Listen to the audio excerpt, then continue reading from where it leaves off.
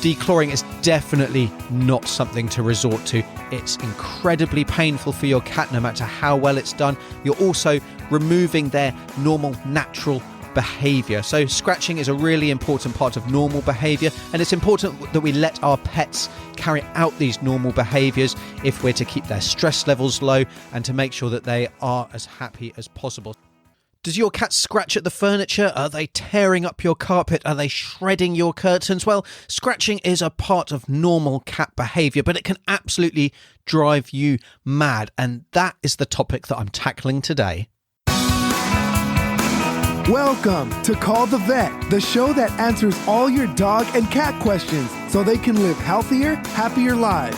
And here's your host, veterinarian Dr. Alex Avery.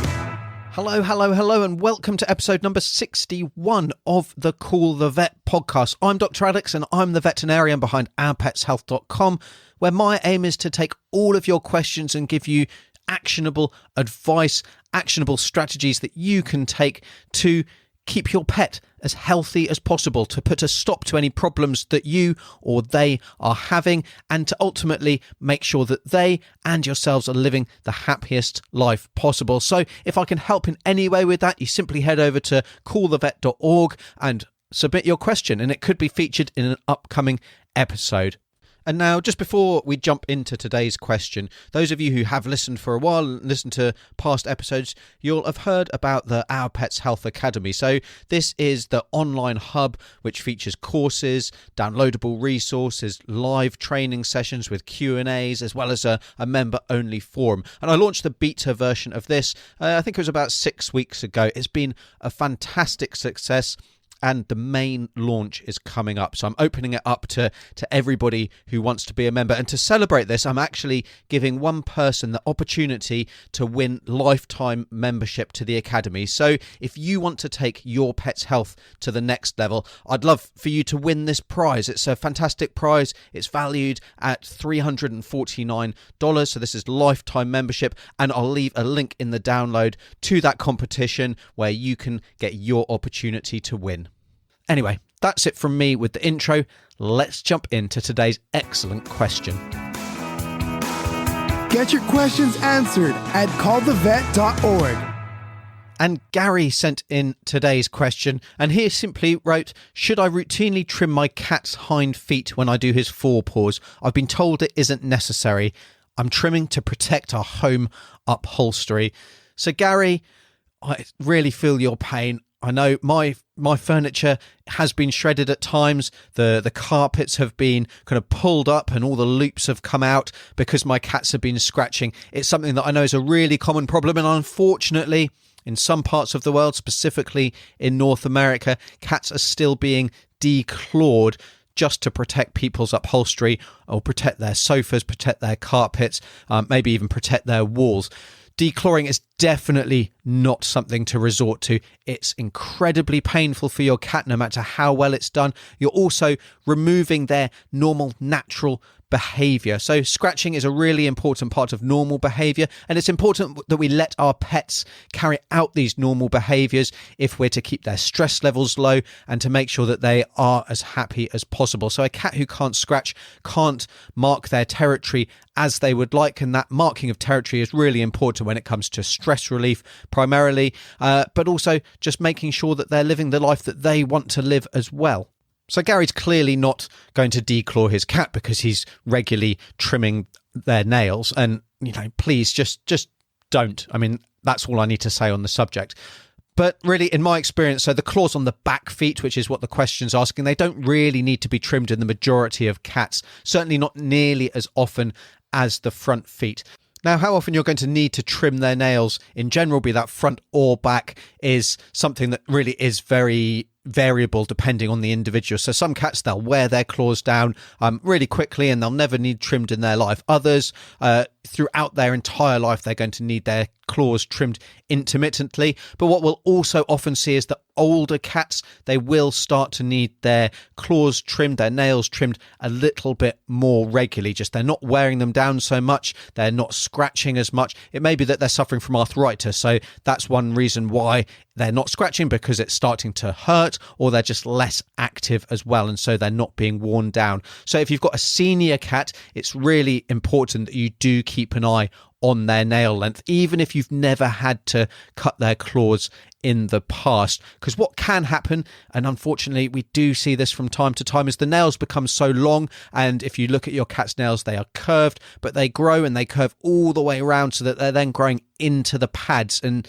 just imagine how painful that is. Every time they walk, their claws really sometimes are kind of up to 5 millimeters or even more into their feet. That's incredibly sensitive part of the body, and it's going to be really sore. It's amazing that the cats actually are walking around and seemingly normal.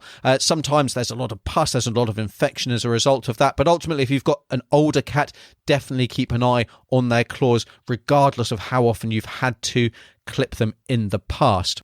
The next thing that can help is to try and get your cat to actually use a scratching post or a scratching mat. So while scratching behavior is a very important normal behavior in cats, and I definitely wouldn't encourage you to punish your cat if they're doing that, or discouraging them from doing that in any negative way, you absolutely can encourage them to scratch objects that you control or you designate as scratching objects. So clearly the most common ones are going to be a scratching post or a scratching mat. So how can you get your cat to use a scratching post? Because that may actually mean that you don't even need to cut their nails at all. You don't need to worry about keeping their front nails really short, because the natural act of scratching it will help keep them worn down, but also they're not doing any damage by having their claws a normal length. And cats' claws normally are quite long. They do normally have quite a long, thin point, so that doesn't mean that they're overgrowing. That's just normal cat anatomy, so that they can get around, they can catch their prey, but also they can climb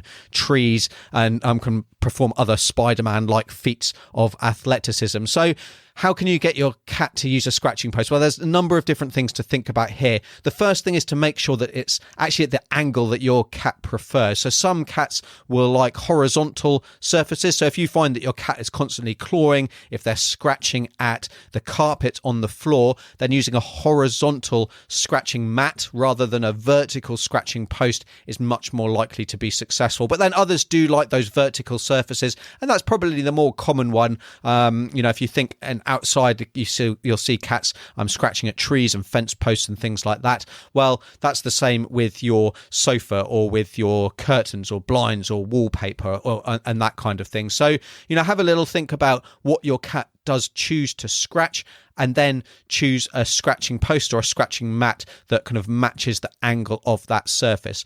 Now, the next thing when you're trying to get your cat to use a scratching post is to try different materials. So the common ones really are either a carpet or cardboard.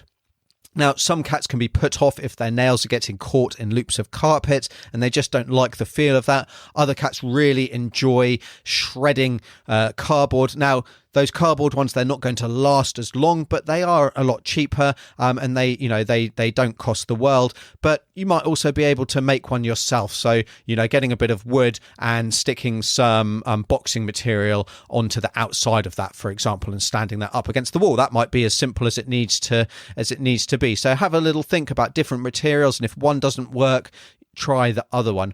Now, the next thing you can do is put it in an area, certainly to start with, that your cat prefers. So if they're always scratching your curtains, if they're scratching the side of your sofa, put their new scratching mat right next to that area. So that's an area where they like to mark their territory, if you will. So start off there. Now, as time goes on, you can slowly move it into an area that is maybe more out of the way or more appropriate, or just where you'd rather that they scratch. But if they learn to use their scratching post, then they're going to accept that, and they're much more likely to use it when you move it to where you actually want it to be.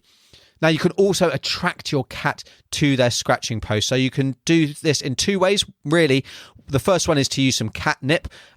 If you've never used catnip in your cats, then beware, it can have a really remarkable effect. They go absolutely crazy for it, but that attracts them to that area, and it rewards them for going to that area and using their scratching post. Similarly, I'm using Feliway spray. So Feliway is a pheromone. It's a feline facial pheromone. So when you see your cat rubbing their cheek up against surfaces, so it could be your leg, it could be the side of the counter, the sofa, that's them putting this pheromone into the environment that marks their home space, their safe space.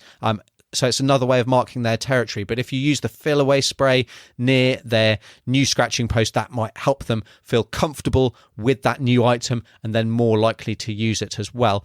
And then finally, when we think of training, certainly in dogs, we think of giving treats as a reward. And absolutely, you can do the same thing with your cat. So to really reinforce their behavior when they do use the scratching post, give them a tasty treat immediately. So Dreamies, Temptations, something like that work remarkably well. So many cats absolutely love those, and it won't take them long to cotton on. Cats really are very clever. So if you're giving them that tasty treat as a reward when they're using their scratching post, they're much more likely to go back to it in the future and to keep using it.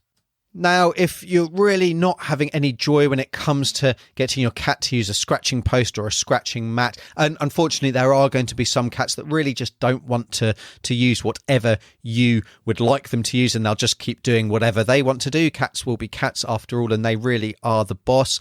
You can consider claw covers. So these are kind of like little rubber covers that you can just glue onto their claws, and it just means that their claws aren't going to do any damage, but they'll still be able to really kind of get their claws out and be scratching, just without the end result of destroying your furniture, destroying your curtains, or whatever else they are damaging. Like I said at the beginning, please never declaw your cat. Really, I don't understand how people can still be doing it in this day and age. Thankfully, it's becoming less and less common, and there are more and more areas where it's actually illegal to do that, because really we shouldn't be performing such an unnecessary mutilating procedure on our pets. So, Gary, I hope that really helps answer your question and goes into maybe a lot of other details that you hadn't thought about that you can use. And it's definitely a really common problem that you have. And I know that a lot of other people are going to benefit from you asking that question. So thanks very much. Now, finally, this podcast episode is brought to you today by my Pet Health Essential Guide. So this is the free guide that gives you the 5 areas that you need to consider to keep your cat and your dog as happy and healthy as possible, to make sure they're living their best life possible and they're not spending all the time in the vets, or they're not coming down with preventable diseases and preventable injuries. So focusing on these efforts, make no mistake, could make a huge difference to your pet's happiness, to their health, and to the amount of time they're with you and part of your family. So you can download it for free at ourpetshealth.com/petcareguide. So head over to that link. The link's in the show notes as well. And I can guarantee you there's going to be actionable steps that you can take that will make a big, big difference in your pet's life. Remember too to get your entry in for the Our Pets Health Academy lifetime membership competition. Again, the links are going to be down in the show notes, so don't miss out on that fantastic opportunity to be a lifetime member. So that's it for this week. All that's left for me to say is to thank you for joining me. I really appreciate your company every week. As always, keep asking these great questions. Remember to subscribe if you're not already. Hit that subscribe button on whatever podcasting app you're listening to this on. And until next week, I'm Dr. Alex. This is the Call the Vet podcast. Take care. You've been listening to Call the Vet. Be sure to rate, review, subscribe, and we'll see you on the next episode of the show that answers all of your pet questions.